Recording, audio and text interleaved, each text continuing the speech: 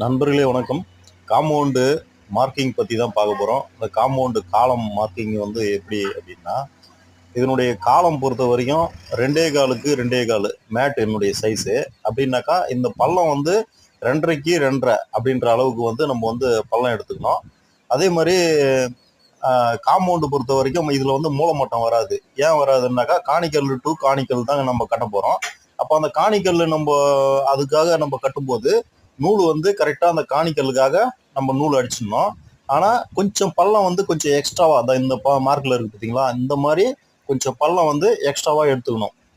அப்படின்னா தான் கீழே இருந்து அந்த காலம் வந்து நமக்கு கரெக்டாக வரும். அதே மாதிரி மார்க்கிங் பொறுத்த வரைக்கும் இது வந்து அந்த நீளத்துக்கு கணக்கு போட்டுக்கணும். இப்போ இது வந்து 68 அடி நீளம் அப்படின்னா அந்த 68 அடியில் டிவைட் பண்ணிக்கணும். இது எத்தனை காலம் வரும் அப்படின்னு சொல்லிட்டு டிவைட்